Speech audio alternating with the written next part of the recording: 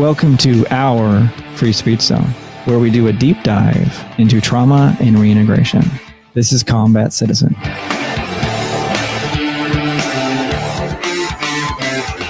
Welcome back to the Combat Citizen Trauma and Reintegration Podcast, where I'm your host, Ryan Stanton, and we do a deep dive into trauma and reintegration. And also just want to get a props up to our sponsor, BattleBox. Your hard carrying case to pretty much carry anything. If you want to throw it, it's totally fine. It survives. You can find that on battlebox.co, or you can email them at yourbattlebox@gmail.com. So thank you everybody for the likes and subscribes. Notice we've got a little bit of uptick on YouTube and on Spreaker, so and all the other platforms. So appreciate that. Just keep it going so we can get the word out there and everybody can know about the transition talks and the military talks as well. So anyways, decided to bring back on guest from last week, Lisa. Had a wonderful talk last week, and we figured we'd just kind of continue it. We may do a half an hour of just, bullshitting, but we'll figure it out. Anyways, so welcome back, Lisa. Thanks for having me back. Like, dude, if we lived in the same city, it'd be like, you want to go get a beer? And then it'd be like 6 hours later. Oh, totally. Yeah, no, Yeah. It's really interesting trying to find people like that, where you actually connect like that. And I've actually, for a friend of mine, the first time I ever met her, where we went, coffee, and literally it was 3 hours later, we're like, oh shit, I probably need to leave. You're like, I kind of don't want to. Yeah, I don't want to. Can we continue talking? The first time I met my best friend, I knew she was going to be my best friend because we were drunk, fairness.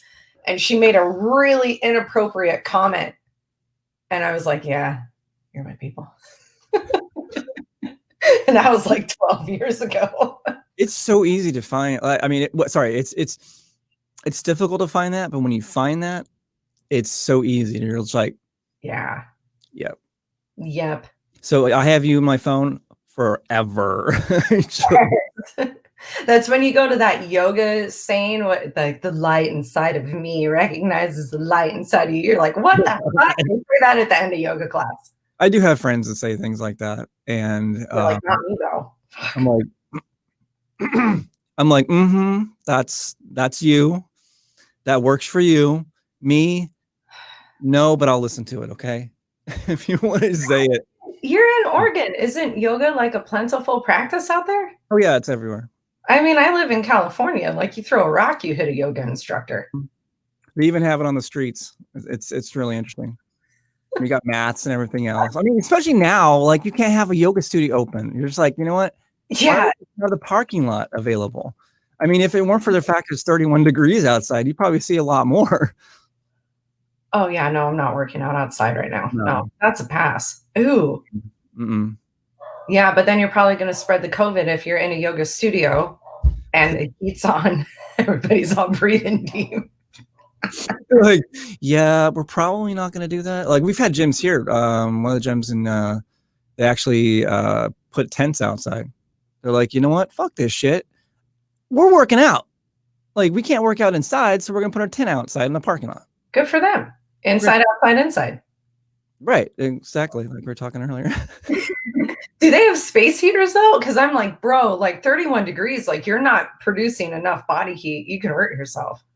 Yeah, I would hope that they have heaters. That would suck. That would be so I'm trying to work out and my fingers are cold. I don't know what I'm doing right now. No, I wouldn't be about that life. That's too much for me. Well, it's not a HIIT workout anymore. It's more like a freeze workout. No, pass. Pass. No, I'm good. Does it know where you guys are? Do you get I mean, if Oregon decides they want to have snow, it'll do it. But there's times where it's so freezing and you're just like, is it going to snow? And it doesn't. Oh. And they're like, my fingers are frozen right now, and I know it's supposed to be doing something, but it doesn't. Because the sky's clear, and you're just like, where's the cloud? And then there's San Diego where I am, where they're like, huh, there's no way that you could cram every single season into 1 week. And San Diego's like, oh, my beer, let's do this. It was like 80 the other day, and then it rained, and then it turned into fall, and it turned into spring. But climate change isn't real. No. Just, kidding. That's what it makes me feel like when I was in Colorado. It was just like you'd walk out of your apartment and then you didn't expect it and it's snowing and you're just like, I'm not prepared. Fuck. I have 10 minutes to get to work and it's probably going to take me 30 to figure shit out. I have 10 minutes to get to work. It's 30 minutes away. And now I need to change into winter clothes so I look like Ralphie's little brother from A Christmas Story. And I need to get down the steps without slipping. And also I need and then you get down to your car and you're like, fuck, I need to like scrape it now. What do I do about that? Like, I didn't have a scraper. Like, I'm like, I go down to my, anyways. I was just like, yeah, that's where the 30 minutes goes in. And you're like, you know what? Now it's 45 because now I got to figure out how to get out of my parking spot. But then you hit that thin line of like, should I even go into the office today? No. I call work and be like, bro, this ain't gonna work. I know it sucks, but I'm an Oregonian and I didn't really expect this in Colorado. So it's gonna take me a little time to adapt. I'll be at work tomorrow. I swear to God. And then you wake up tomorrow and it's 85 degrees and you're like, hold on, wait, what? Yeah, what the fuck? What's going on right now? My friend was telling me in Virginia Beach, they don't plow the streets when it snows because it snows so infrequently. Oh. So when it does snow, the whole city is like, whoa. And then everything shuts down. Yeah, it kind of shuts down when it snows here. Everybody's just like, oh my God, I can do it. It's cold. I'm like, guys, it's easy. Okay. Yeah, there's no, if it snowed in San Diego, people would lose their minds. When it rains here, you think it's like the apocalypse. Like stuff starts coming out of the sky and people are like, oh my God. I can tell when Californians move here. Because when it starts raining, they're just like 20 miles under the speed limit. What the fuck is going on right now? And I'm just like, I'm the motherfucker that like goes into parking lots when it's snowing or when it has snowed and there's snow in the parking lot.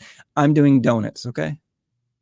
Yeah, but you guys are more used to driving in that condition than us because we get that and then it's never like a true rain. It's like misty, like a hard mist. For us to get like true rain, it takes a lot. So all it does is like pull the oil up off of the roads and make them like really slick. And then you have the jackass who's like, I don't know how I'm supposed to drive with this. And then they just spin out on the freeway. Next on News 5, we have the car accidents go from like 5 to like 60 in an hour. You're like, what the fuck? I'm not going on that road right now. Okay. No. Where can I go? My GPS has got to tell me somewhere because I'm not going on that freeway. Yeah. Yeah. And San Diego is all freeways. I remember when my husband moved here, he was like so confused because there's so many freeways. So it like from my house to get to the beach, depending on the road you could take 4 different freeways to get there, but it only takes 20 minutes. Like it's not far. Right, but it's just they were just like, let's throw a freeway here. Sounds right. And then one here. And they're still building, right? They're still building. Yeah. I heard a report the other day that San Diego is moving completely into high density housing. Okay. Like no more new building of single family homes or anything like that. Like except in the more rural parts of it, but in like the more central area, just stacked. Well, we got 3-story apartments here that are being built. Actually, there's one here in Lebanon that I'm seeing being built. And then Albany and Corvallis, they both have 3-story buildings that have been built already. We have like high rises. Yeah, it's nuts. It's totally nuts. And they're actually, I'm like, oh, this will be a good transition for us. They took like in our downtown area, we had this mall, and they decided that they're going to knock the whole thing down to build condos on it. But they left it empty for a few years at least. So then like the whole homeless population just moved in. They're like, oh, well, nobody's here. Seems right. Jeez. Yeah, we have whole sides of freeways here that are just homeless, like camps. Just like Yeah. I drove into Salem the other day, and it was like looking at all these camps. I'm like, really? Come on, people. That makes my heart sad. Well, and in San Diego, a lot of it is homeless vets. Yeah. Because we have such a huge military population here. Yeah. Which is it makes my heart super sad. Mm-hmm. At one point there was a Hep A outbreak amongst the homeless community. This was like a few years back. I'm like, people freak out about COVID. Okay, I get it. I truly do. But there were people in hazmat suits walking around spraying the ground with bleach to like kill the Hep A. And then they were setting up like homeless encampments so that they could test them and like give people medication and whatever else that it was that they needed. Yeah. Because it was such a bad outbreak that my friends and family who are first responders were like, this whole area, don't go there. Don't take your daughter there. You're probably going to contract it. You need to stay out. Jeez. Yeah. Well, Hep A is not airborne, is it? No. I don't think so. I wouldn't think so. I would think it'd be like more like skin to skin contact, but yeah, I think Hep C is the one that's transferable via needle exchange, right? Yes. Okay. He was shaking his head. Yes. I really hate to admit this, but I have many family members who have gone through Hep C treatment. That sounds horrible, though. I mean, don't hate to admit it. That sounds like awful to have to go through that. Well, yeah, I mean, it's part of the reason why the wife and I decided not to have kids. She's got bipolar disorder on her side of the family. I've got rampant drug addiction and all kinds of other Lord knows what on my side. And we're Southern, so I have a big extended family. So there's a large test pool to draw from. Mm-hmm. My mom was a drug dealer. Yes. Yeah. Mm-hmm. Yeah. I mean, I get it. I get it. Those things are things that you have to think about before you procreate. Yeah. Those are things that you need to take in, because I think the stat is like, if you have a parent who's an alcoholic, you're 75% more likely to become one yourself or something like that. It's like some insane statistic. Yeah, no, I believe it. I mean, I had an aunt that was an alcoholic. So, yeah, I don't drink as much as like, you're like, I don't drink as much as I could. Yeah, I don't drink as much as I could. I think the only time I drink is when I come here. No, no, there's other times, but I found out like through just the whole stats like that, or knowing the family members that have addictions to things. Try to steer away from those kinds of things. But I applaud Andy for like taking that into account. A lot of people don't. They're just like, oh, I'm gonna have a kid and this is gonna be great. And I'm like, woof. When I got pregnant with my daughter, I had a friend who was like, welcome to the Thunderdome. And I was like, what the fuck is she talking about? And then I had my daughter. And I was or my personal favorite, which is also a favorite of my extended family members. I'm in a terrible relationship. What's going to fix it is children. Oh, yeah. No, that's not going to do that. It's going to make it worse. Oh, yeah. Mm-hmm. I mean, I remember being up for days when we would go out to the field in ROTC. And new motherhood was more exhausting. I believe it. Especially you're racing around the house and trying to find a kid. I was like driving to a place and be like, how the fuck did I get here? Okay. That's cool. Yes. Yeah, my wife and I've thought about kids, but we just haven't had kids. And having those conversations, we probably I come from some crazy shit and, relatives and all that jazz. So we haven't really had that conversation about that. Do we really want to have kids with depression and alcoholism and drug use and all that shit. And the thing is that every family has that stuff. Yeah. For sure. I'm like, I won't get into it, but everybody has. It depends on how much there is, like. Well, and some of those things that are like hereditary, those are things that you really do need to take into account. Sure. Yeah. Bipolar is a very serious thing. Mm-hmm. That's nothing to fuck around with. Mm-hmm. Yeah. My mom had depression. Nothing to fuck around with. Yeah. And so I get depressed every once in a while.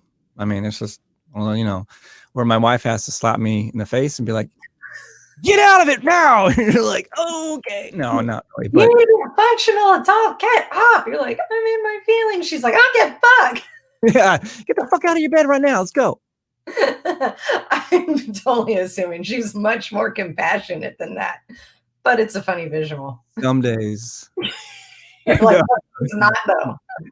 Some days she just looks at me and is like, I could do this. I could slap you, but I don't want to. I'm just going to walk over to you and I'm going to kiss you. And I'm just like, okay, I'm getting out of bed now. There you go. See, she knows how to read the situation. That's good. Yeah, we've been together 12 years now. Okay. And I'm a complicated individual, to say the least. So I'm glad that I have a wife that actually can read to read me really well, or at least for the most part well, and also to interpret. Because there's times where at the end of the fucking night and my brain is like, and I cannot string two words together that make sense. And she's just like, so I'll say something. She goes, oh, I totally understand what you're talking about. I'm like, glad you do, because I don't. I'm not. I'm going to get a glass of water right now and take my CBD. I'm good to go. And maybe that'll help. But right now, you can understand me. Mm-hmm. Mm-hmm.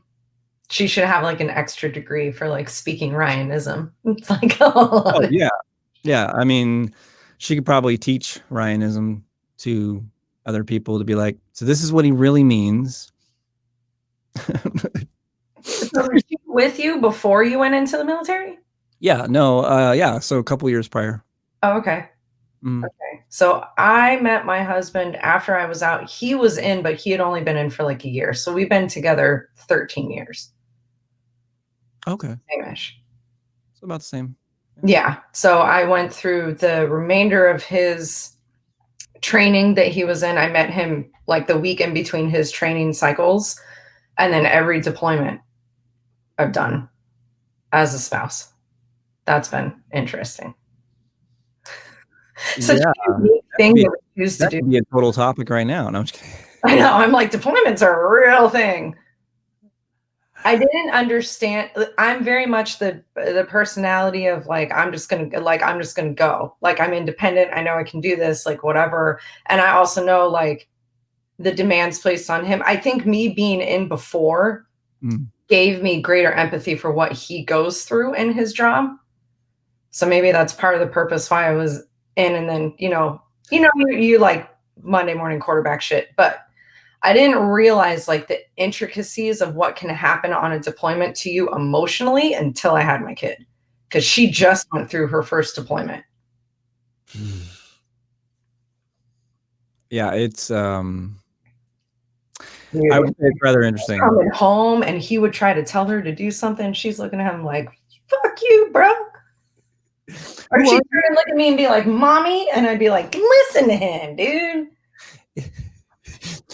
Your father, you have to listen to him. You're just like, I don't have to. She's like trying to negotiate like she's a lawyer for the UN. I'm like, stop it. Just do it.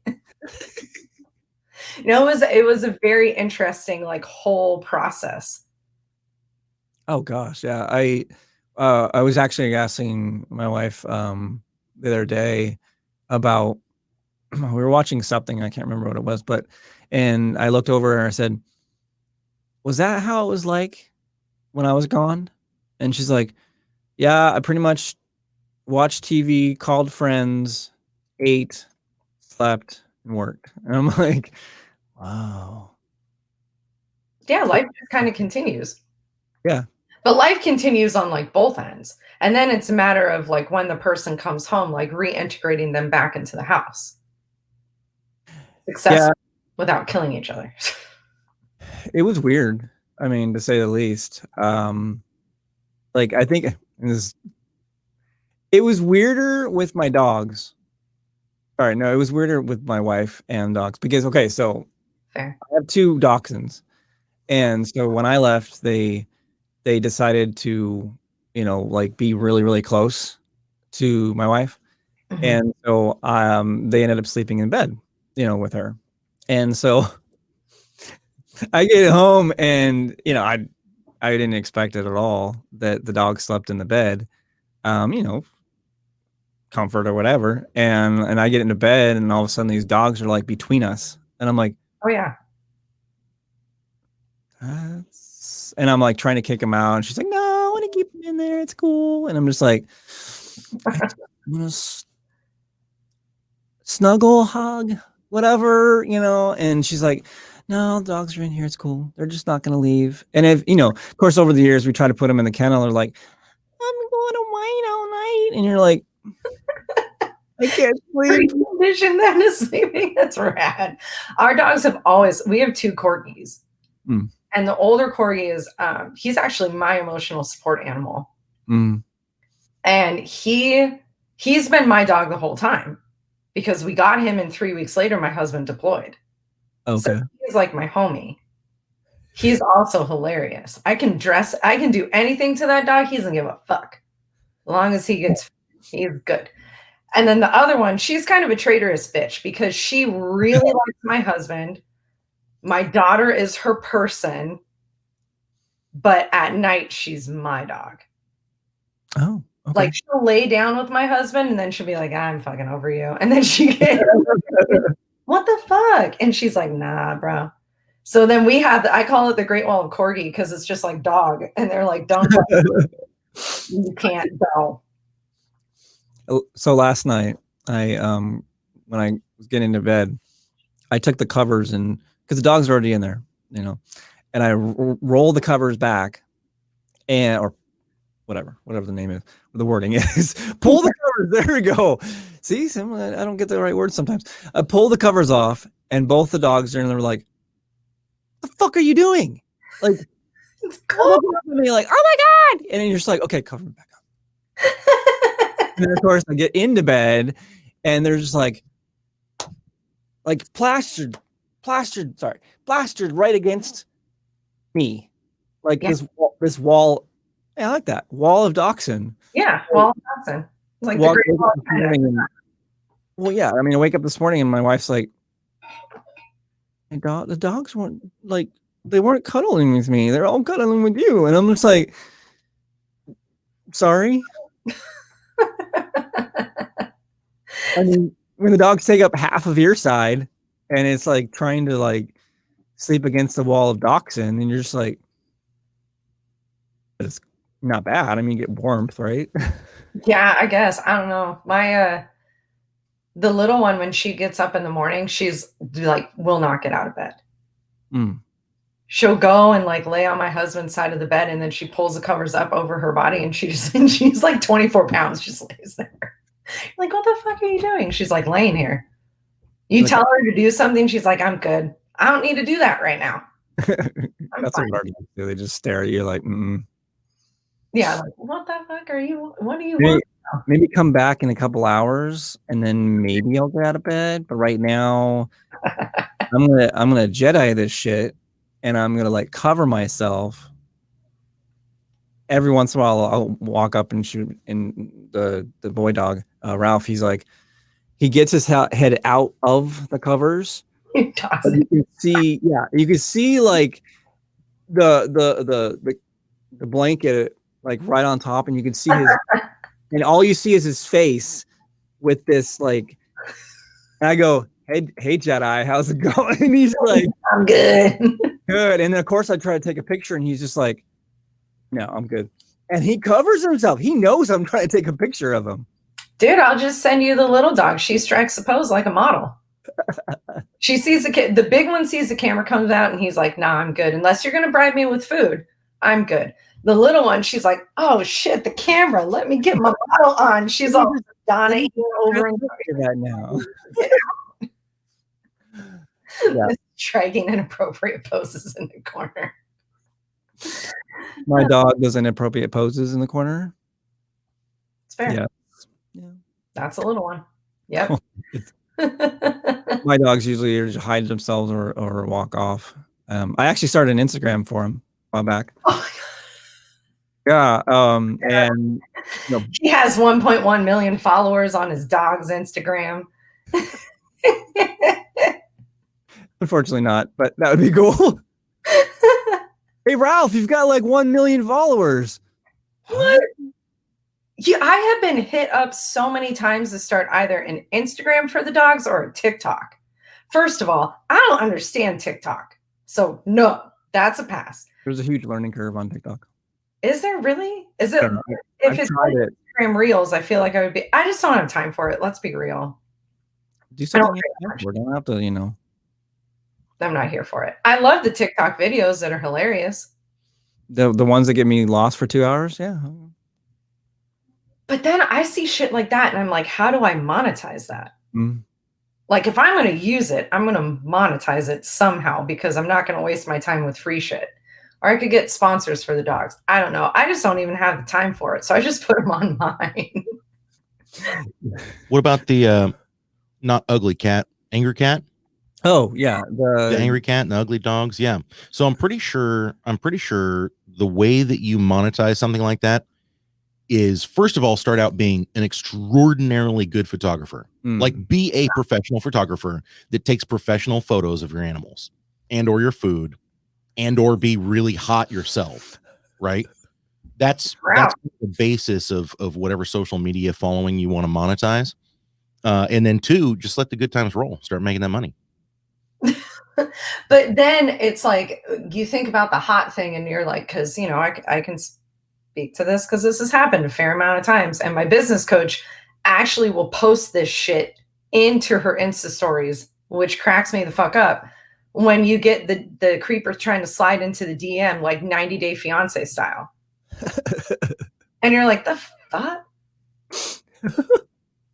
And she'll post it like, I'll give you $450 a week. And then she's like, I am more expensive than that, you asshole. $450 a week wouldn't even pay me a bill. You get more. Let's go. Yeah. And I'll get them too. And I'm like, no, pass. Come on now. I've had that where I've had people reach out and they're like, oh, do you want to be like a brand ambassador for dog food? And I'm just like, no, because I'm gonna have to position myself as saying I like that particular brand, and my dogs couldn't care less for your brand. I mean, come on. You could totally do the million followers. There's 2 corgis that actually have their own Instagram that are up in the Portland area. Oh. And my daughter is obsessed with them. Their names are Maple and Morty. And I'm obsessed with them because the mom has the funniest sense of humor whenever she like types over whatever they're saying. Because Maple apparently is a big old bitch. It is so funny. And I don't feel like their photography is super on point. It's more of like the shtick that they have from the personalities that they've given the dogs. Oh, sure. Like, she dressed them up for Halloween. And Maple's dressed up as like a valley girl with like a blonde wig. I'm not even fucking kidding you. It's so dude. I'm gonna have to send this to you. And Morty's dressed up like a Starbucks latte. And then you hear the mom in the video, Maple, where's your pumpkin spice latte? And she smacks the dog on the head, like the one dog smacks the other dog on the head. And then she goes, Maple, you basic bitch. And the dog starts barking like, that's what I would do. That's an interesting way to, and if you monetize that, even better. Yeah. I mean, they're getting like their dog food and shit paid. The other corgi that we follow out of New York, they just launched a clothing line for the dog. Yep. I'm trying to imagine that dog clothing line. They have like sweatshirts and beanies, but they also have like sweatshirts for the dogs. And the sweatshirts say, I'm Insta famous. It's, you're just like, what the fuck? You're getting rich off your dog, people. Like, she's cute as fuck though. I saw this, some picture on social media somewhere, and it was a dog that was a millionaire or whatever, and he had inherited the estate that he lives at from his father dog, who inherited it from a lady who died in 1991. And so the dog inherited this estate. And so there's like this dog, and I don't know if it's fucking real or whatever, but and this dog is sitting at this table being fed by, his human, whatever, like servants.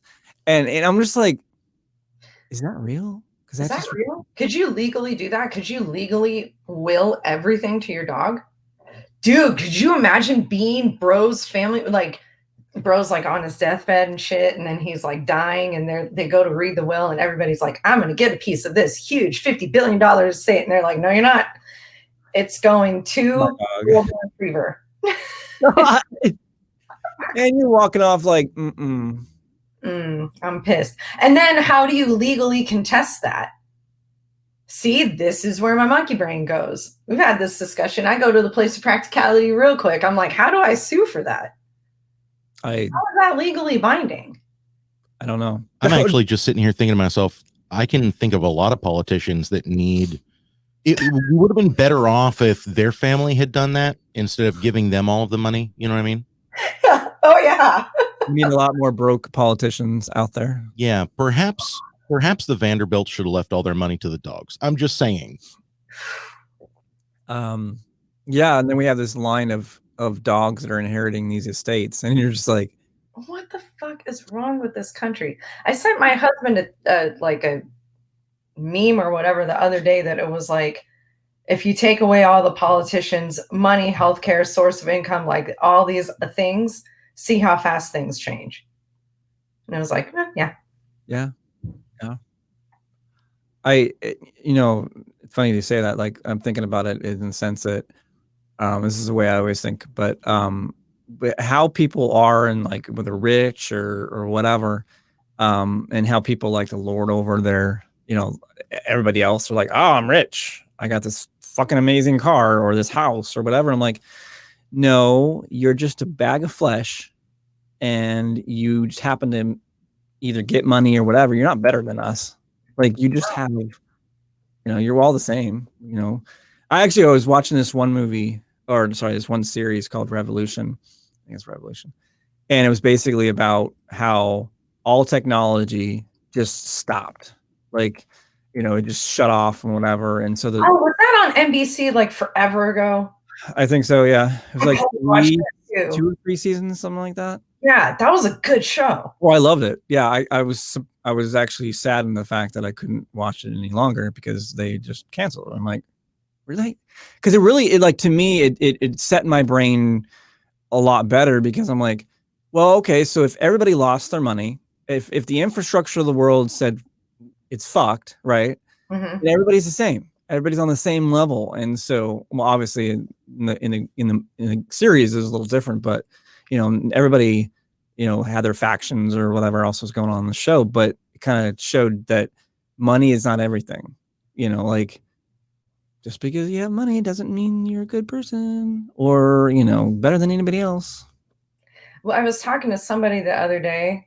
Oh, I found a couple vets I need to hook you up with, but I'll tell you about that later.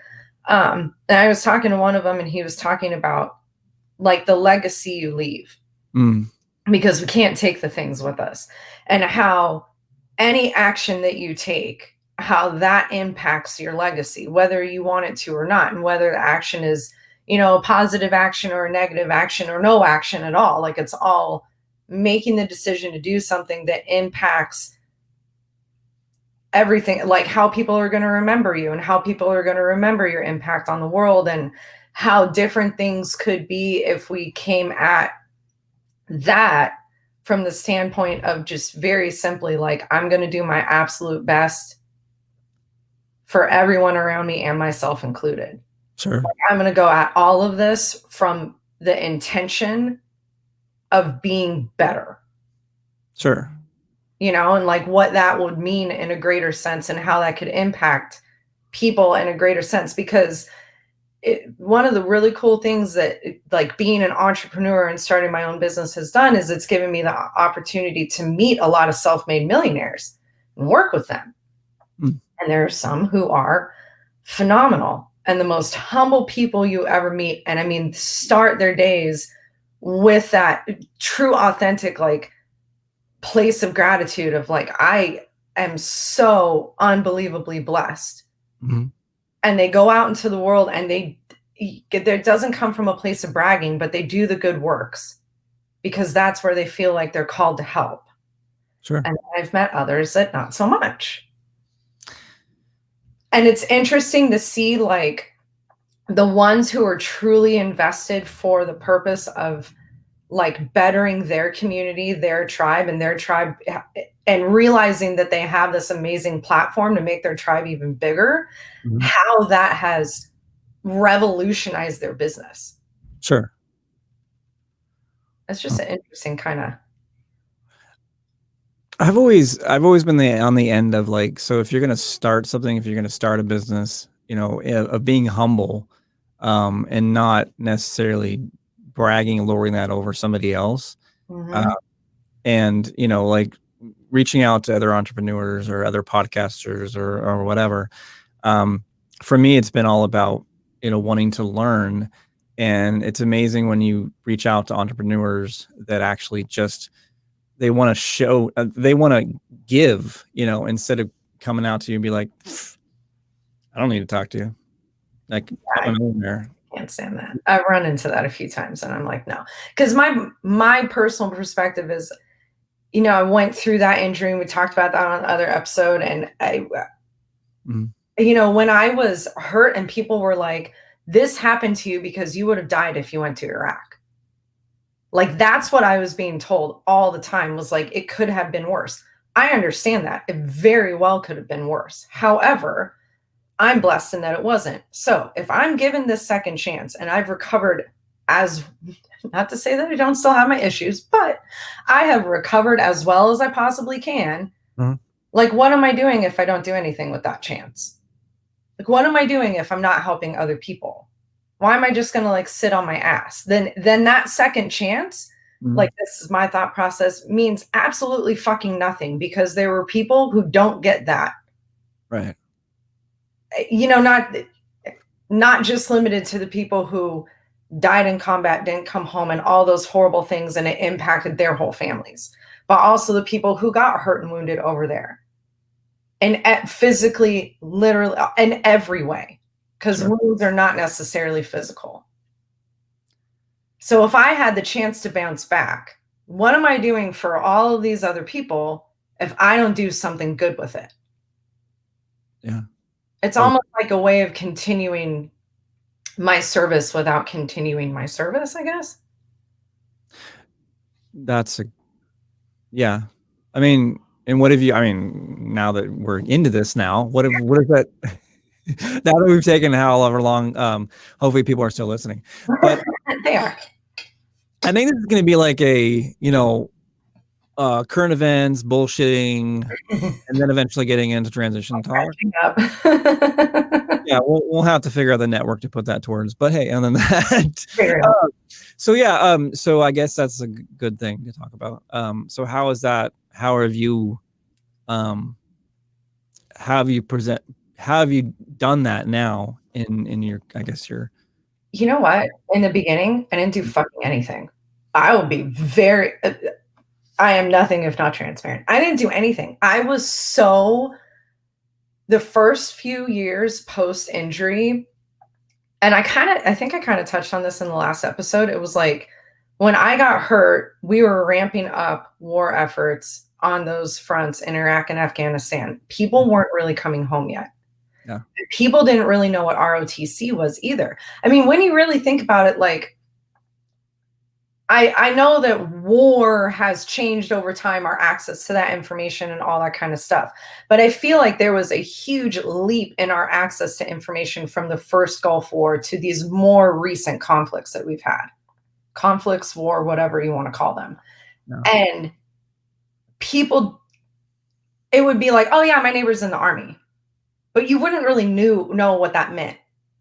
Right. And then overnight it became this like military. We knew what things meant. We knew what it meant when someone was on deployment. We knew what it meant when there was like a yellow ribbon outside of a house and all that kind of stuff. And I was recovering in the midst of all that. So when I would tell people like I got hurt in ROTC training exercise, I would mostly get a blank stare.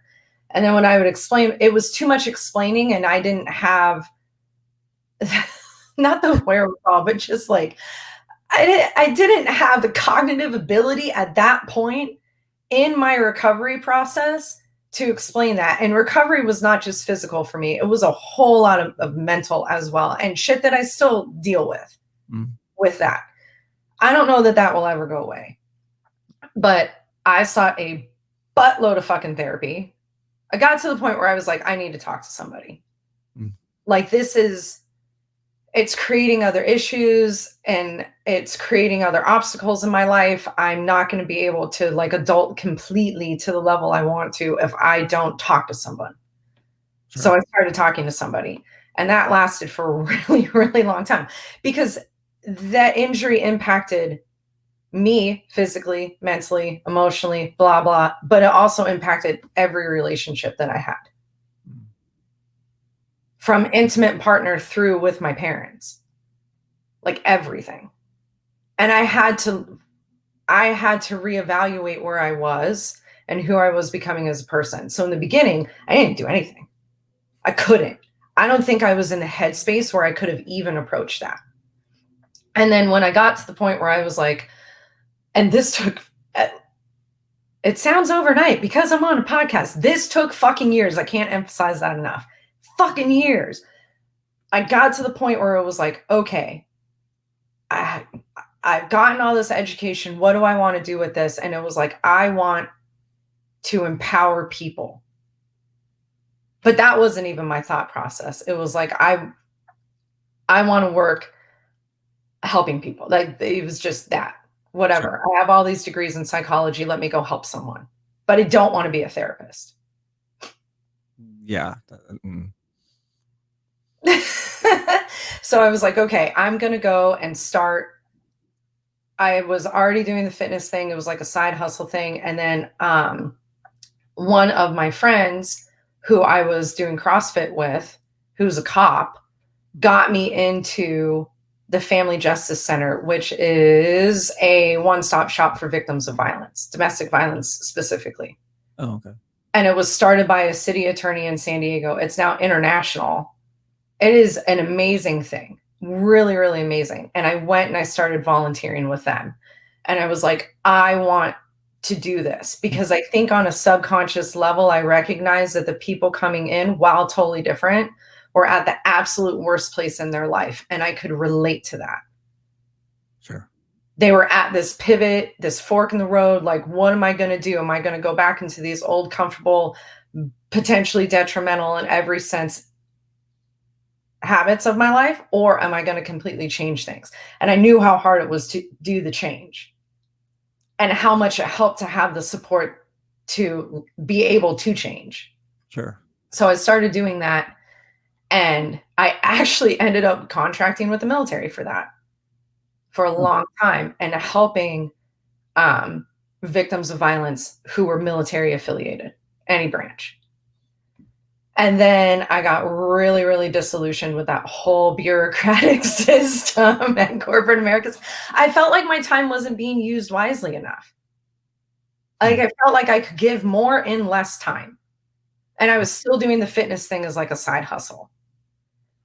So I ended up just totally leaving that industry with no job, nothing lined up, on the encouragement of my husband, who was on a deployment and was like, he said it out of love. He was like, I am so sick of every time I call you, you're like stressed and you're crying. And he's like, you're not. He's like, you're so upset whenever you talk about work and there's always drama. And he's like, what the fuck are you doing if you're always around this drama?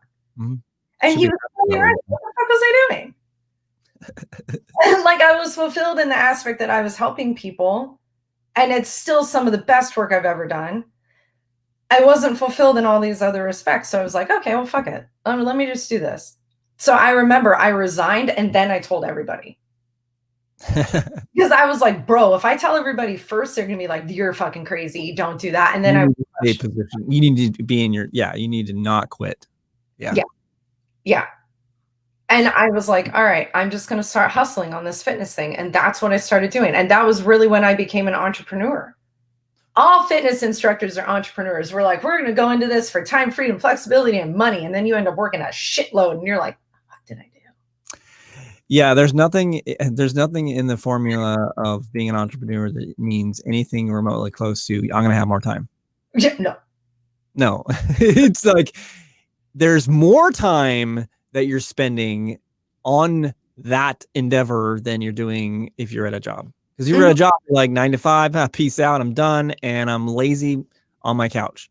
Being an entrepreneur, all the time. Like, I'm always thinking about this podcast. I'm always thinking about my other business that I do.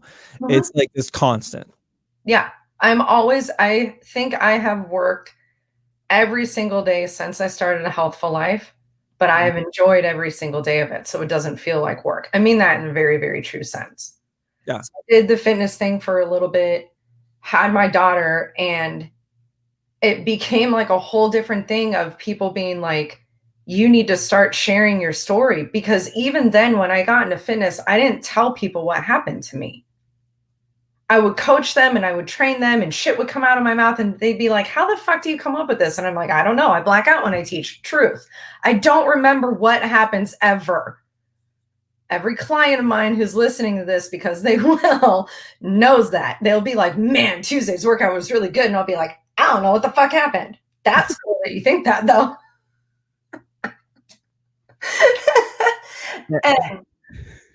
And he's just staring into the screen. That's all he's doing. He's like, what the hell? No, I really don't.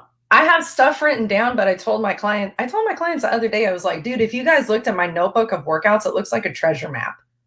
There's like just stuff and it's written everywhere and there's like checks and X's and stars and I know what it all means, but you don't. It's not a treasure map. It's a pick your own adventure. It's like those books where, that's that show. Oh my God, I'm going to digress for like a second. That's that show on Netflix with Bear Grylls. Have you guys done this show? Wait, what? You versus Wild. And I like picking the options where I know he's going to get hurt because he has to act those out. It's amazing. So good. Ryan, how have you not done it? This is homework for you for the weekend. So Bear Grylls, who's a badass in his own right, and you send him into other areas. And then it's like, you can pick this. He goes over shit and he's like, you can pick this option or that option. So I was recommended to it from a client whose son, who's my daughter's age, loved it. And I was like, okay, so my daughter loves physical comedy. Like if people get hurt and they're okay, she thinks it's the funniest thing ever. It became, what do you want to watch tonight? And she'd be, I want to watch that one where that guy gets hurt. Let's see if we can kill him. It's so good. Andy's Ryan, like, God, off of those little bird. He ate the bird eggs with you, huh? I was like, I gotta put in my phone so I can look at it later. After the show. He's like, watching me on this YouTube channel. Yeah, I kind of got a little digressed here. A little distracted. Sorry. He's like, we're gonna watch it together. So I started sharing my story more when I was even just like training people because I didn't realize like how transformative it was. I realized the big impact that it had on my life. I didn't realize the example that it set for the people around me. Sure. You know, it was just like, this was something that I went through. And that pivot in the road was like, I'm either going to get better and have a good quality of life or I'm not. There was no in between. Like, fucking pick one. And the fork in the road. There's Right. big ass, make a decision, and every action is an action, even inaction. So I was like, maybe I need to start talking about this more and sharing this more and coaching more from this perspective of health, wellness, fitness is not a cookie cutter thing.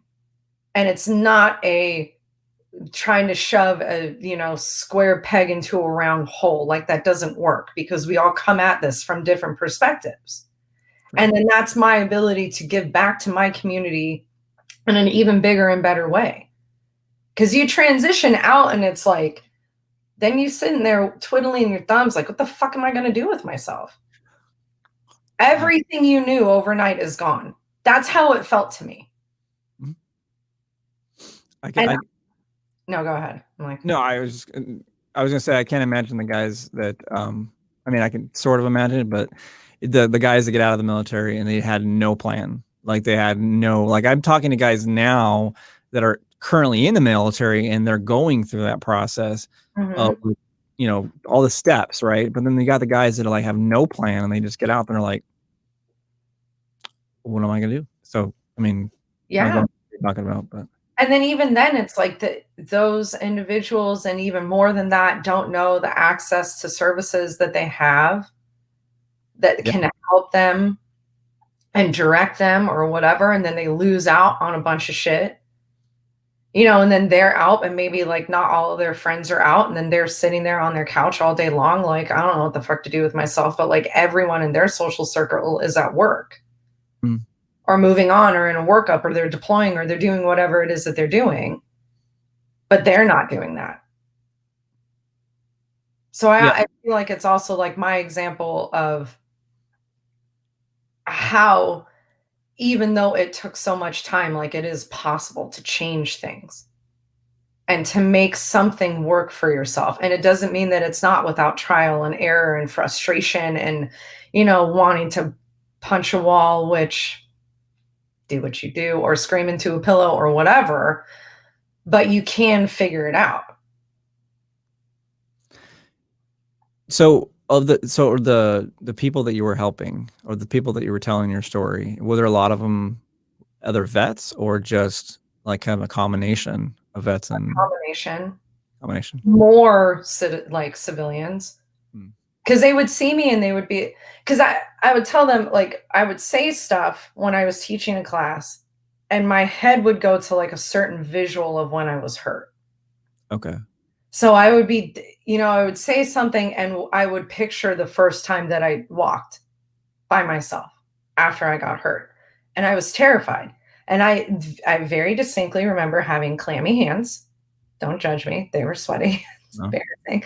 I was super fucking, and I was really fucking scared. And to me, it was like, I'll just stay in the wheelchair. I don't want to try this. I don't want to do this and get hurt again. Sure. And I made mention of that to my doctor one time. And she was like, she looked at me like, bitch, you think I don't do good work? And I was like, okay, I'm sorry. I need you to try. Okay. I'm working with you. Even like the way that what she did to my foot and the way that she rebuilt it was almost unheard of at that time. Like it was such a big deal that not my injury, but a similar one made the news. Because they were like, they made bone out of paste. I say I'm haunted because I have cadaver bone in my body. You're like, hey, I just heard a ghost right now. What the hell? I could go off on that for a while. It was like, that was 30 minutes of a conversation yesterday. But it was like even when I would talk about other things and I would remember like being on bed rest and like lifting hand weights. And I would remember how just frustrated I was in the beginning. And I kept trying to like, because I always train people to meet their bodies where they're at when it comes to their fitness game, because I didn't do that for a really long time. I let my ego get in the way and I would push myself in inappropriate ways that were contraindicated for my body. Fanciful term, fancy physical fitness term. Take the other one. And how much more power I found when I didn't do that. So it came to the point that like after I would train, people would come up and say like, how the fuck do you come up with this? And I would tell them, and they would say, if I didn't know that that happened to you, I never would have known. Because you don't act like it. You don't walk with a limp. Like they expect me to like walk with a limp or need assistance when I walk. And I'm very blessed that I don't need that right now in my life. Not to say that I won't going forward, but right now we're good. And then I think that we can, there's definitely a lot more we can unpack with your conversation with you. But I wanted to ask Andy. So Andy, I'm trying to ask this during a show, do you have any questions that you might have for Lisa? No, you guys really covered it all today. Okay. Yeah, this was a very comprehensive episode. Yeah, I mean, I feel like we can probably talk for another hour and a half, 2 hours or whatever else about the topic, but you know, seeing that this episode usually is about an hour, go way over the top of it, but definitely set it up for more stuff. But yeah, I've actually, and I'll finish with this, but it's interesting, the expectations that one has when they get out of the military versus the reality of what does actually happen. There's topic number 3, dude, because yeah. Oh, I can't what that must have been like for people coming home. Yeah, we could totally, that would be another topic. Yeah. Next topic with Lisa. Expectations versus reality. So yeah, so we'll definitely dive into more stuff next time. So but thanks for jumping on this second episode. Yeah. It was great, and we're going to do a lot more, so thanks. But thanks everybody for listening. Just appreciate you liking, subscribing, and also sharing. Get the word out there about Combat Sys, and also ask about BattleBox. Mention that. So anyways, thank you everybody, and have a great day.